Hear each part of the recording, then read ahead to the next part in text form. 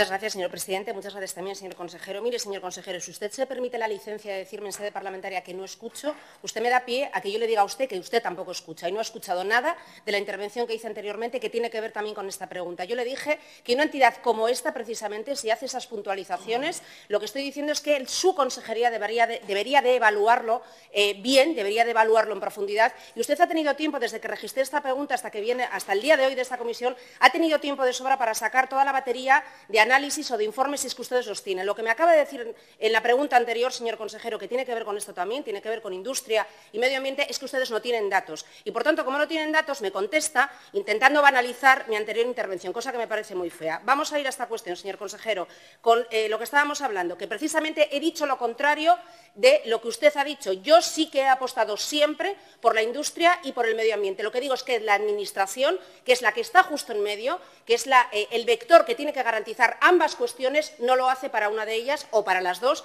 incluso por razones X. No voy a evaluar ni voy a valorar, esto ya sería para una comparecencia, si es que nos diese tiempo, para hablar sobre esta cuestión.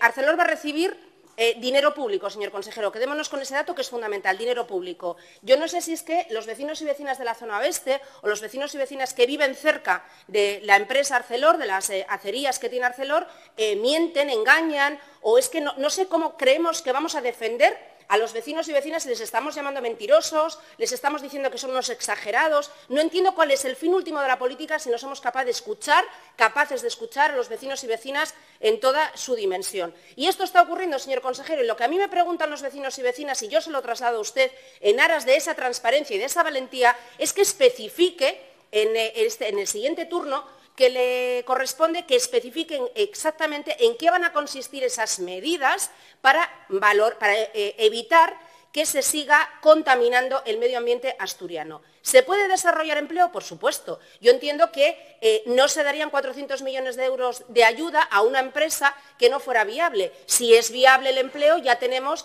el primer elemento fundamental cubierto. Nos falta el segundo, señor consejero, y, por tanto, con esta lluvia de millones, que no son pocos, en una situación en la que Asturias no está pasando por su mejor momento, nos gustaría saber a este grupo parlamentario, a esta diputada, medidas concretas, si nos puede adelantar por lo menos una, dos medidas concretas que se van a llevar a cabo. Y se lo pido, señor consejero, porque igual que usted dice que no escucho, usted tiene la tendencia a no darme datos concretos, sino a hablarme de generalidades. Primero dedica un montón de segundos a hacer una crítica personal a esta diputada y después me da datos generales, me habla de un contexto, pero nunca me contesta la pregunta concreta que yo le hago, que son qué medidas concretas y específicas, señor consejero, se van a llevar a cabo para que, además del dinero público que recibe esta empresa, además de los puestos de trabajo que, evidentemente, tiene que ver con la valía de los trabajadores y de las trabajadoras que están en esta planta y que, efectivamente, por tanto, generan un beneficio a la empresa. Me gustaría saber qué medidas, insisto, señor consejero, concretas